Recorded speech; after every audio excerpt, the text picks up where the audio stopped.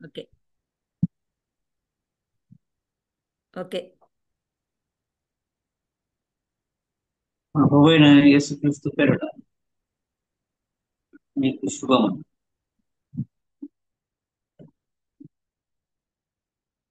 ఈ సాయం వేళ దేవుని సన్నిధికి వచ్చినటువంటి వారందరికీ శుభములు తెలుపుతూ మొదటగా దేవుని కృతజ్ఞత చూపిస్తుంది. సర్వోన్నతుడ, సర్వ సృష్టికర్త, మీ అద్భుతమైన అపారమైన ప్రేమతో మమ్మల్ని అందరినీ క్షేమంగా వాడి ఆరోగ్యాన్ని ఇచ్చి ఆయుష్ను పెంచి ఈ సమయాన మీ సన్నిధిలో చేరడానికి మీరు అనుకూలించేలా పరిస్థితులన్నిటినీ చక్కదిద్దిన తీరును బట్టి మీకు స్తుతి ఇస్తుంది. మరి విశేషంగా ఈ సాయం వేళ మీరు అందిస్తున్నటువంటి వాక్యాన్ని పూర్ణ మనస్సుతో స్వీకరించి చెవి గలవాడు వినుడుగా కానీ మీ కుమారుడు ఇచ్చిన వాక్కును బట్టి మా చెవుల ద్వారా మనస్సంతా ఉంచి విని మా క్షేమం మేము పొందుటకు మీరు ఏర్పాటు చేసిన ఈ జూమ్ కార్యక్రమాన్ని బట్టి మీకే స్తుతులు. సర్వోన్నతుడు ఇచ్చిన సమయం అంతటిని బట్టి ఈ అవకాశాన్ని బట్టి సమస్త స్థుతి మహిమ ఘనత మీ ప్రియ కుమారుడు మా రక్షకుడిని యేసునామమున మీకే సమర్పిస్తున్నాం. ఆమేన్.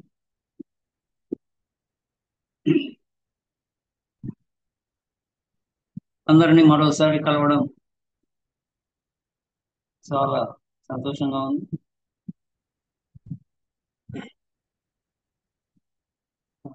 ఈ జూమ్ కూడిక ఒక అద్భుతమైన ఫలితాన్ని ముందు ముందు రోజులలో ఇస్తున్నాను నేను నమ్ముతున్నాను. వెంటనే ఇస్తుందా ఇప్పుడు సమస్య కంటే ముందు రోజులలో మనం కోరుకుంటాం. ఖచ్చితంగా ఆత్మీయంగా బలపడడానికి ఈ జూమ్ కార్యక్రమం మనకు దోహదపడుతుందని, దోహదపడేలా మనము మనలను సంసిద్ధులుగా ఉంచుకొని ఈ కార్యక్రమానికి హాజరు అవుతామని, అలా అవ్వాలని నేను కోరుకుంటున్నాను. ఇక ప్రస్తావన చేస్తే గతంలో మాట్లాడిన అంశాలు ఇద్దరు నాకు ఆ మెసేజ్ పెట్టడం జరిగింది. ఒకటి ధర్మశాస్త్ర సంబంధమైనటువంటి, అంటే యేసు ప్రభు పూర్వము ముందున్న వారికి తీర్పెలా అని పెట్టారు. మరొకరు ఆ, మీరు పెద్ద అంశాలను చాలా సూక్ష్మంగా మాట్లాడేశారు.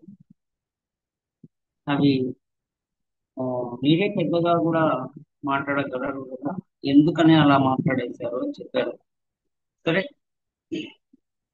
వాటన్నిటికీ సమాధానం ముందు ముందే తెలుస్తుంది.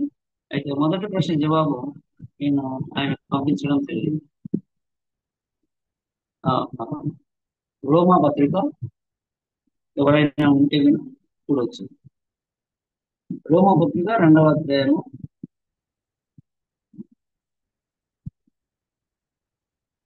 13వ వచనం.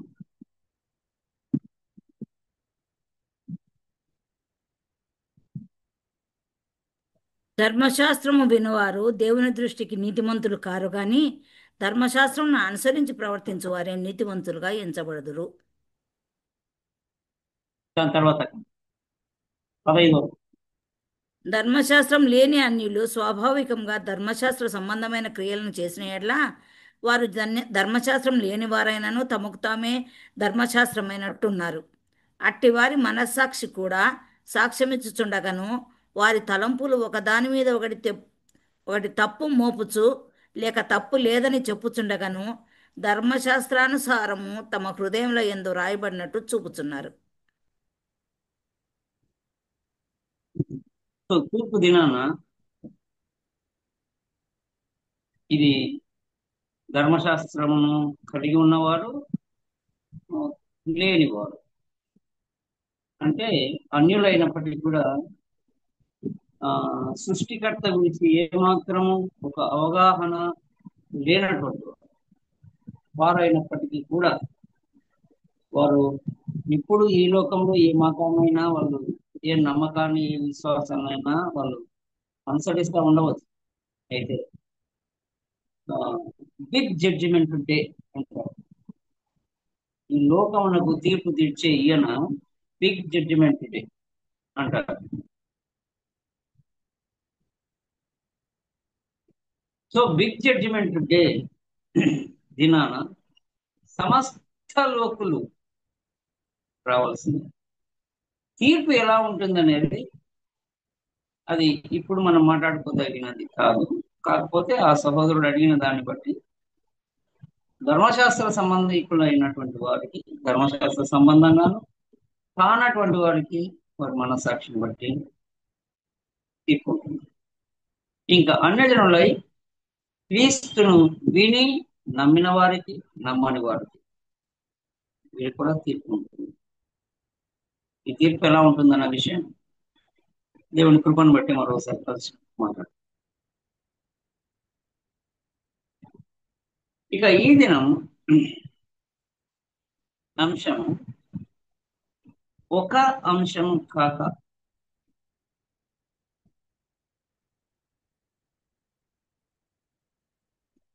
కనీసం 1-2 అంశాలను ఆలోచన చేయాలనే తలంపు, దానికై సిద్ధపడడం జరిగింది. సరే, ఎటువంటి అంశాలు ఇవి అనేది చూస్తే సందిగ్ధత కలిగించేటువంటి అంశాలు.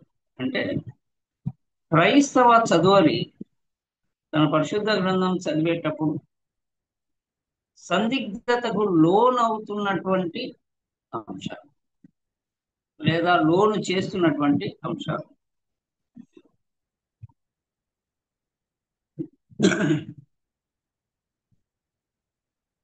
ఇక్కడ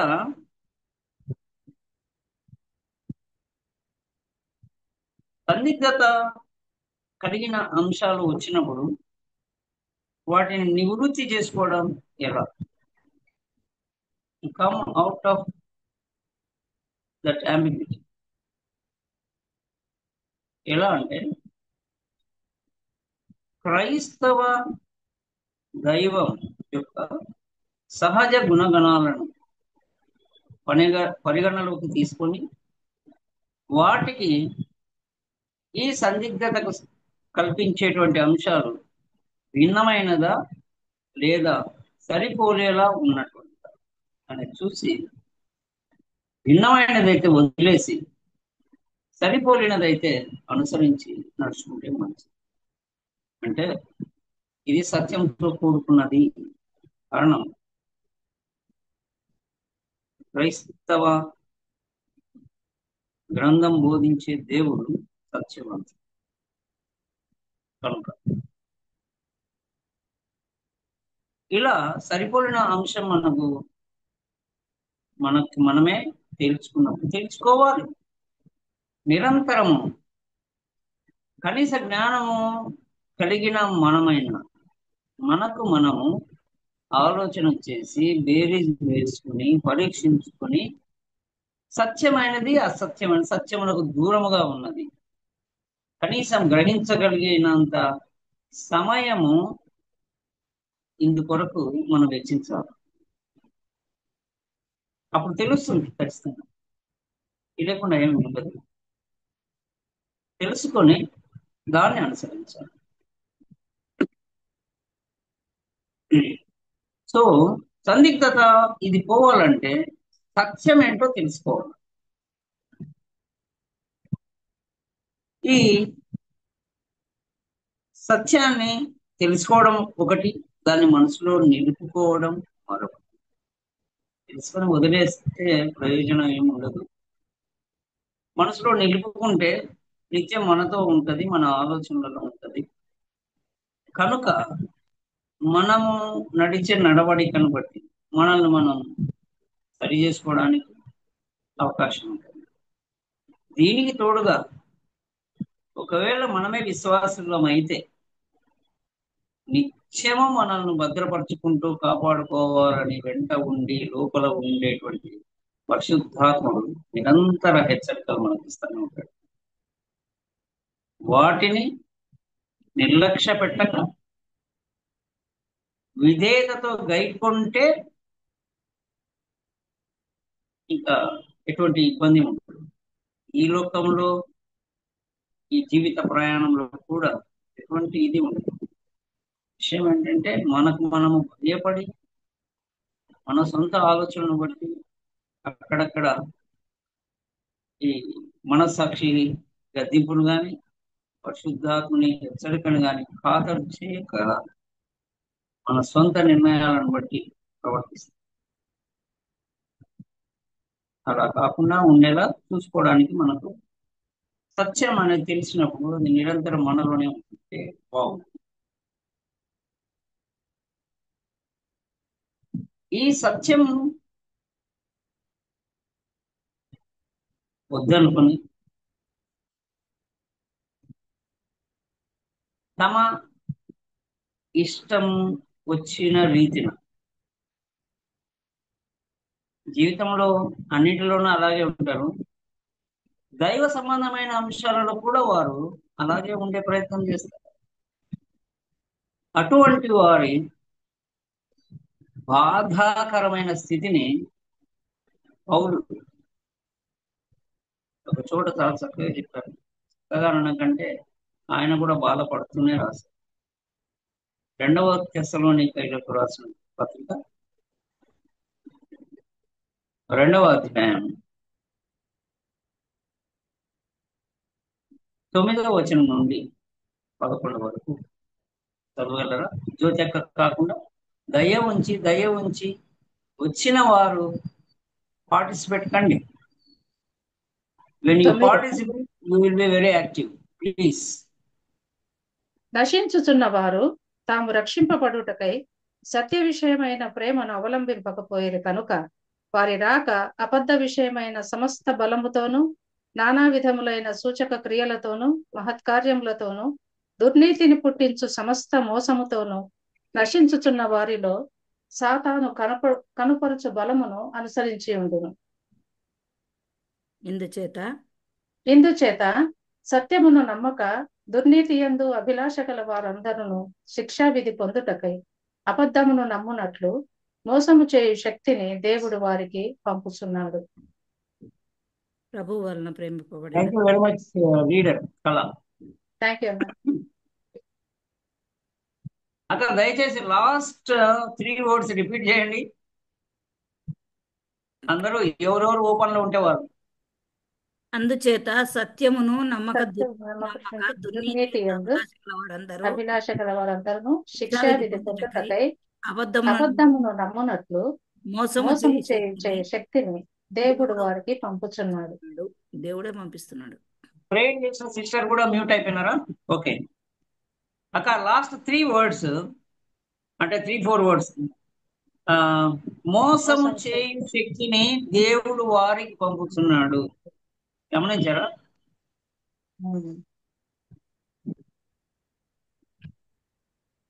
మోసము చేసే శక్తిని దేవుడు వారికి పంపుతున్నాడు. ఎవరికనే సంగతి తర్వాత చూద్దాం రండి.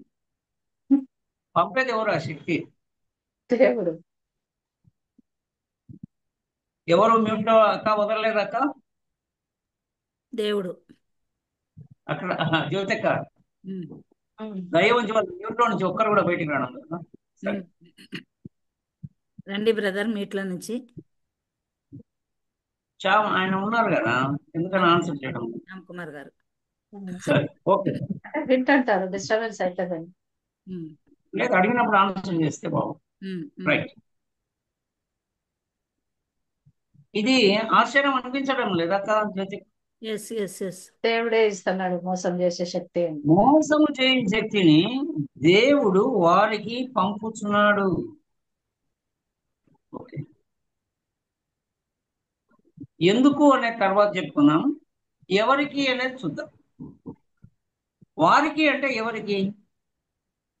దుర్నీతి ఎంతో అభిలాష గలవారు కాదు కాదు, అది ఆ, మోసం ఎందుకు చేసే వాళ్ళకు, సత్యం అది ఎందుకు ఎందుకు అబద్ధము ఎవరు నమ్మునట్లు. పంపుతున్నాడు మోసం చేసే శక్తి అంటే క్రైస్తవ బోధకులకు. ఎస్. క్రైస్తవ బోధకులకు మోసం చేసే శక్తిని పంపిస్తున్నాడు. బాగా గమనించండి ఇది. అన్యులు ఎవరో వచ్చి బోధ చేస్తామంటే ఇక్కడ మనం వింటామా? క్రైస్తవులు వింటారా? కూర్చుంటారా? క్రీస్తు బోధ చెప్పాలంటే క్రైస్తవుడై ఉండాలా. అంతకు మునుపు ఏదైనా అయి ఉండనియండి, రోమిడు గాని, యూదుడు గాని, ఇంకొకరు గాని.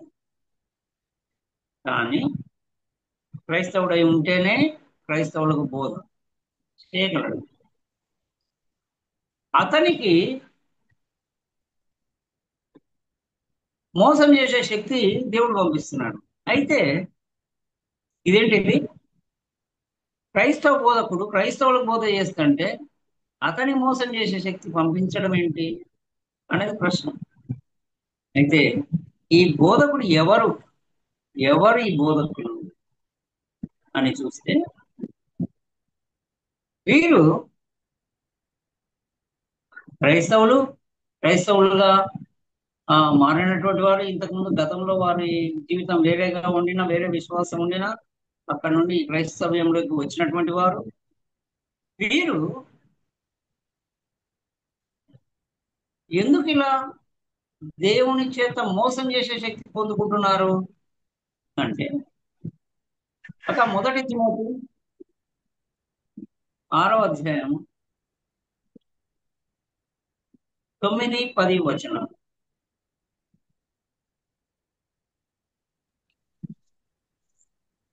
ఇద్దరే ఉన్నారు. ధనవంతులగుటకు అపేక్షించువారు శోధనలోను ఉరిలోను అవివేకయుక్తములను హానికరములనే అనేక దురాశలోను పడుదురు.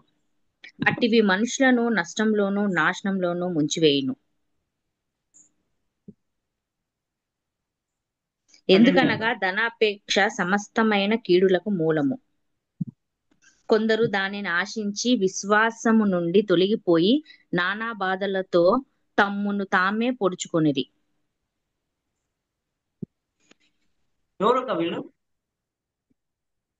అబద్ధ బోధకుడు, ధనాపేక్ష. ధనాపేక్ష గలవారు. సారీ, ధనాపేక్ష గలవారు. ఇంకా ఇంకొక జవాబు.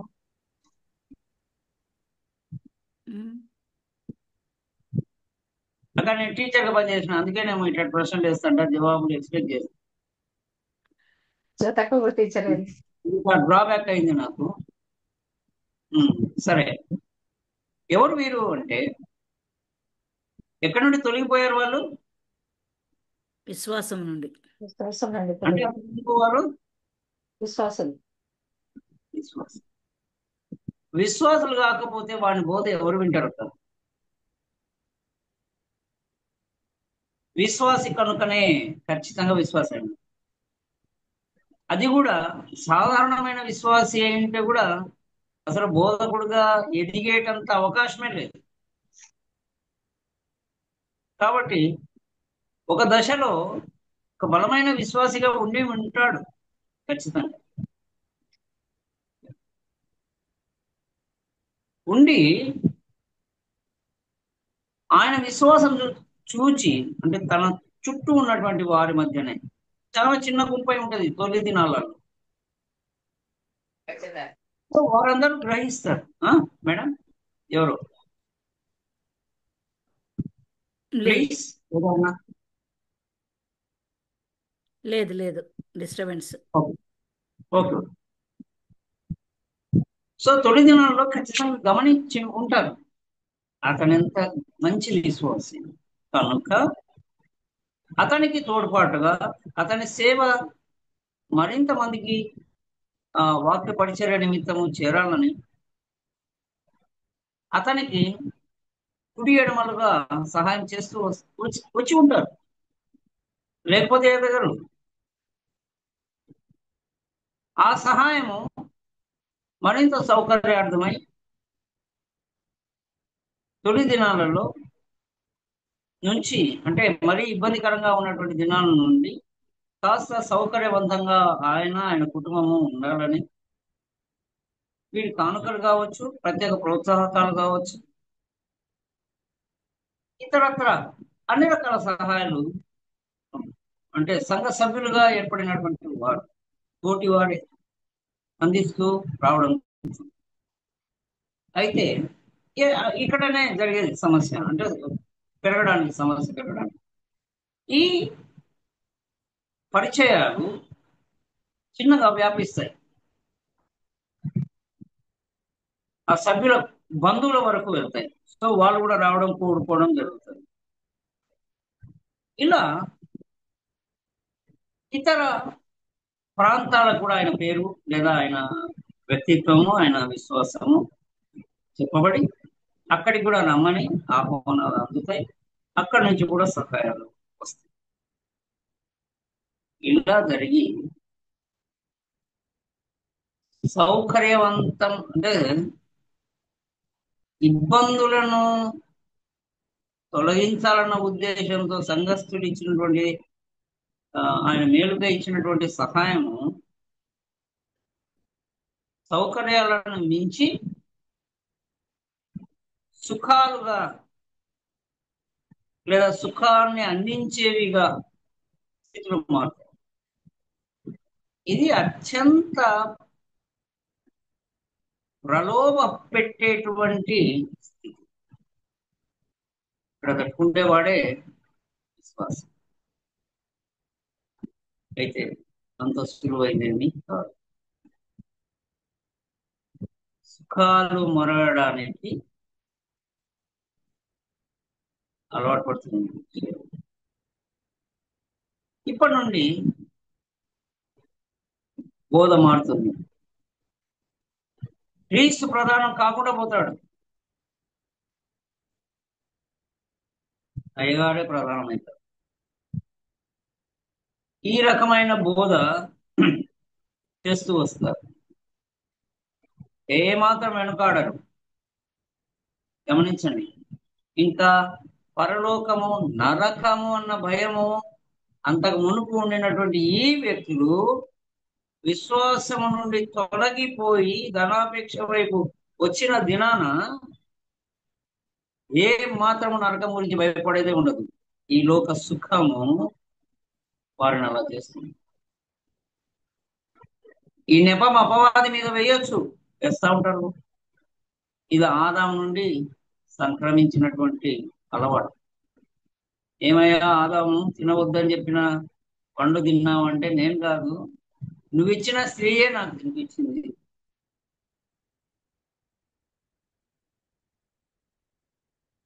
తినడం నేరమా అని దేవుడు అడిగితే తినేలా చేసింది ఈమె అని చెప్తున్నాడు. నువ్వెందుకు తిన్నా? ఆమె చెప్పింది నేను కదా తినొద్దని.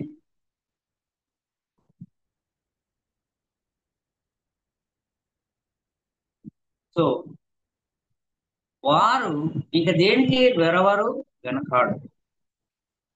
సౌఖ్యము, సుఖము, క్రైస్తవేతర ప్రజలు కూడా గుర్తించేటంత గొప్పదనము. ఆహా, వీరు తేలిపోతారు, ఆకాశంలో తేలుతూ ఉంటారు, స్వర్గం వదిలేస్తారు, పరలోకం అక్కర్ల. వీరు ఏమైనా చేస్తుంటారు. ఏమైనాలో ఏమున్నాయంటే అరేంజ్ చేసుకొని పెట్టుకొని స్వస్థతలు జరిగినట్లుగా చెప్తారు.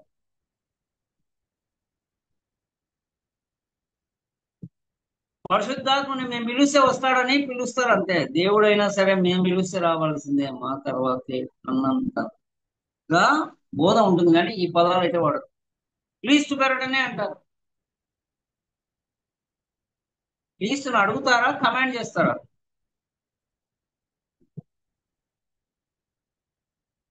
క్రీస్తు పేరు మంత్రంగా వాడతారు. మంత్రం, in the name of Jesus I drive out. English లో చెప్తానే ఆ తెలుగు దయ్యం వెళ్ళిపోతుంది.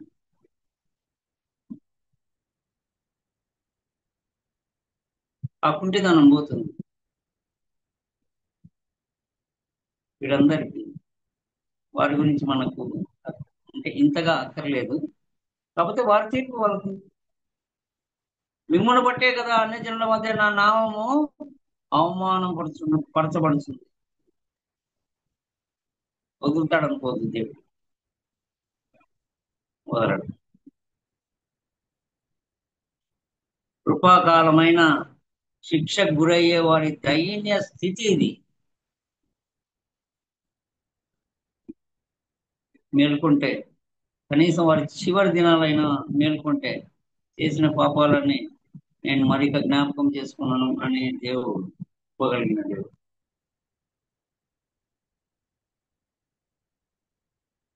సరే, వారి గురించి ఇంతగా మనం మాట్లాడుకోవడం కంటే ఎందుకు ఇలా జరుగుతుంది, ఎందుకు దేవుడు వాళ్ళకి మోసం చేసే శక్తి ఇస్తాడు?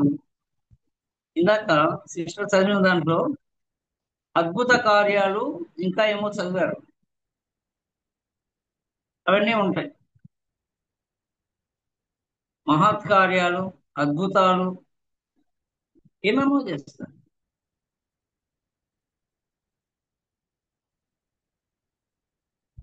కానీ అవి అసత్యాలన్న విషయం, అరేంజ్ చేసుకున్న విషయం వారికి తెలుసు. కానీ వీరెందుకు పరిగెత్తుతున్నారు? చాలా భయంకరమైన విషాదకరమైన విషయం ఏంటంటే, చదువుకున్న మీలాంటి నాలాంటి వారు కూడా పరిగెత్తుతున్నారు. ఎందుకో మరి. కలిగి కూడా చదవకుండా ఆయనే చదువుతారులే వాక్యము, ఆ పాస్టర్ గారే, ఆ బ్రదర్ గారే హైదరాబాద్ పోవాలా అనుకున్నారు.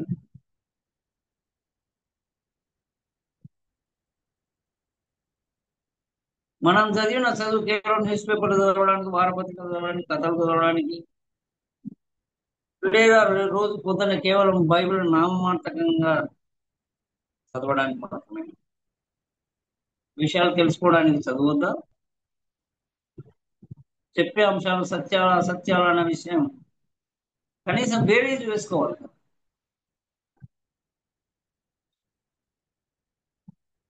సరే, పరిగెత్తే వారు ఎందుకు పరిగెత్తుతున్నారంట చూడండి. ఇక సిస్టర్ కళ మళ్ళీ చదవండి. అది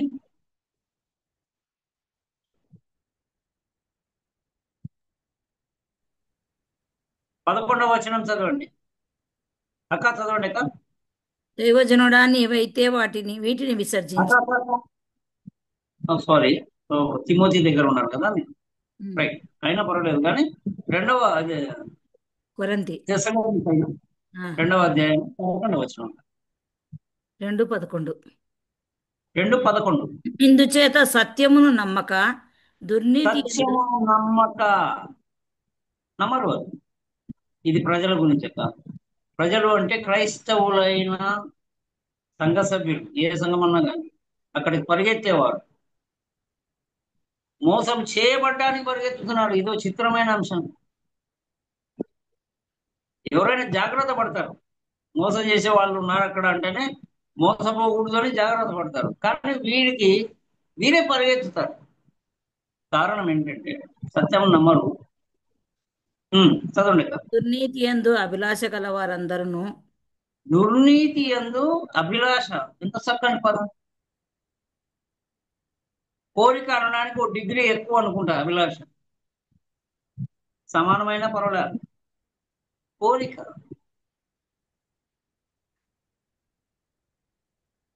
దుర్నీతి యందు అభిలాష. దుర్నీతి అంటే చెడు నీతి. అక్క చెడ్డ నీతి. చెడ్డ నీతి. Very good, very good, very good. చెడ్డ నీతి, కోరిక, ఆశ కూడా కాదు, అత్యాశ. దురాశ. తర్వాత అక్క దురాశ. దురాశ. దురాశ. అబ్బా, దురాశనే కరెక్ట్, అత్యాశ కంటే కూడా. ఇది దుర్భరమైనటువంటి దుశ్చర్యకు పాల్పడేటువంటి గుణం కాబట్టి దురాశ. వీటి ఏమిటి వీళ్ళ దురాశ అంటే మాకు ఆశీర్వాదాలు కావాలి, మాకు స్వస్థతలు కావాలి, ఉద్యోగాలు కావాలా, మా పిల్లలకు పెళ్లిళ్ళు కావాలి. ఇవి మా పాస్టర్ గారు చేయడం లే, చేస్తే కూడా అవడం లే. హైదరాబాద్ లో ఉండే పాస్టర్ అయితే డైరెక్ట్ మాట్లాడతాడు.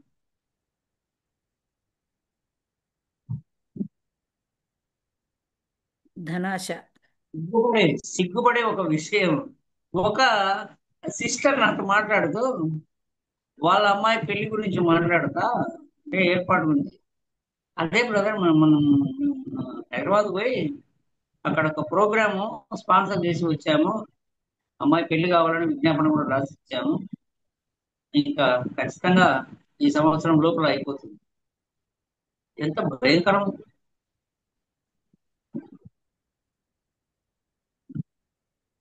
ఆ చీటి, ఆ విజ్ఞాపన యేసుప్రభువుకి ఇచ్చినంత ఫీలింగ్ ఆమె.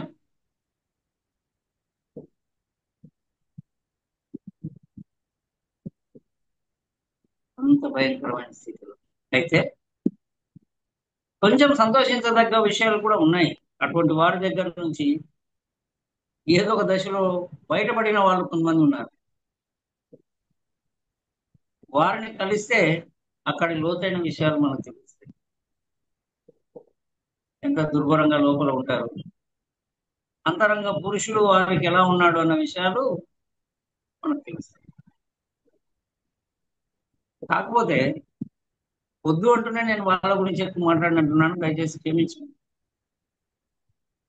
ఆ బోధకుల గురించి మనం మాట్లాడుకోవడం కంటే ఆడికి పరిగెత్తే వాళ్ళలో మనం ఉన్నామా, ఆ ప్రశ్న వేసుకుంటే అందులో మనం ఉంటే మనం అర్థం చేసుకోవాల్సింది ఏంటంటే మనలో సత్యము నమ్మే గుణం లేదు, సత్యాన్ని నమ్మడానికి ఇష్టం లేదు, దుర్నీతి ఏదో మనకు అభిలాష ఉంది అని మనం అర్థం చేసుకుంటే చాలు. చాలు అంటే సరిపోదు. అర్థం చేసుకున్న తర్వాత సరి చేసుకోవాలి. ఎంతకాలం మోసపోతారండి? బైబిల్ చెప్పేది మీకు అర్థం కదా? క్రీస్తు శిలువలో మరణించిన దినాన్నే యూదుల కాలంలో ఉన్నటువంటి మధ్యనున్న తెర పైనుండి కిందికి చినిగెను. అతి పరిశుద్ధ స్థలం బట్ట బయలైంది. ఎక్కడికైతే యాజకుడు మాత్రం పోయి మాట్లాడి వస్తున్నాడు, అవసరం లేదు ఇంకా.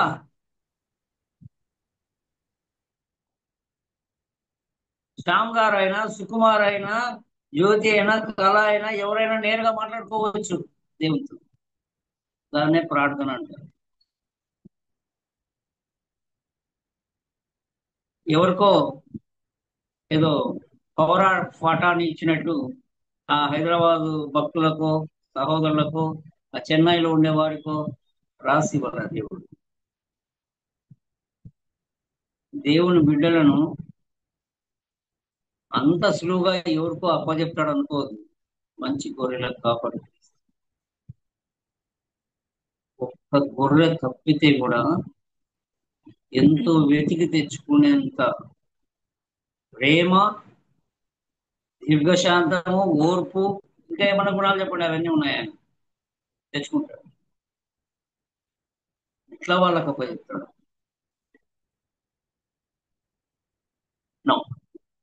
కనుక మనకు మనం సరి చేసుకునే ప్రయత్నంలో తెలుసుకోవాల్సింది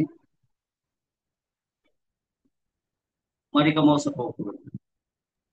ఏం చేయాలో చదువుకొని ఉంటే మీకు చదివే అంత శక్తి ఇంకా ఉంటే, మీ దృష్టి ఇంకా పోకుంటే చదవండి. ఇంటిని నడిపే శక్తి, ఆలోచనలు మీకు ఉన్నాయి కదా. ఆ ఆలోచన ఇచ్చే శక్తి మీకుంది కదా. సో చదివిన దాని గురించి కాస్త ఆలోచించి 10 minutes ఉంది సుఖంగా. 10 minutes ఉంది. 10 minutes 3 minutes 10 minutes ఉంది ఇంకా ప్రార్థనకు ఎండ్ టైం అయిపోయింది. దిస్ ఓహో 9:30 10 minutes. Very sorry. ఈరోజు విజ్ఞాపన ప్రార్థనలు కదా. అవును, వెరీ వెరీ సారీ. నేను very sorry. Okay, however I have come to an end. కనుక నేనైతే ఎవరి దగ్గరికి వెళ్ళలేదండి, వెళ్ళను కూడా. కారణం, నాకు సత్యం కావాలి. సత్యం వలన దేవుడిచ్చే రక్షణ కావాలి. నా ప్రభు సత్యవంతుడు. ఇతరులను నేను నమ్మను. మధ్యవర్తి నాకు క్రీస్తే. నా తండ్రి అయిన దేవునికి మధ్యవర్తి నాకు క్రీస్తే. దయ ఉంచి ఆలోచన చేసి మిమ్మల్ని మీరు సరి చేసుకొని ఎలాంటి వీటికి మీరు గురి కాకూడదని, మరింతకాలం మోసగింపబడకూడదని కోరుకుంటున్నాను. ఇంకా వీలైతే తర్వాత ఇంకా అత్యంత ముఖ్యమైన అంశాలు ఉన్నాయి. క్రియలు లేని విశ్వాసం మృతము, దాని గురించి తర్వాత మాట్లాడు. ప్రార్థన చేస్తాను. అత్యంత మహోన్నతుడు, మీరు ఇచ్చిన అద్భుతమైన అవకాశాన్ని బట్టి, ఇచ్చిన తలంపులను బట్టి, పలికిన వాక్యం బట్టి, విన్నటువంటి ప్రతి వ్యక్తి యొక్క ఆలోచనలు ప్రభు సొంత పరీక్ష చేసుకోవడానికి ఒక అవకాశంగా దీన్ని వాడుకున్నట్టు మీరు ఇచ్చిన తరుణాన్ని బట్టి ఈ ప్రియకుమారుడు మా రక్షకుడైన యేసు నామమున నీకే స్తుతి స్తోత్రం చెల్లిస్తున్నాము తండ్రి. ఆమేన్.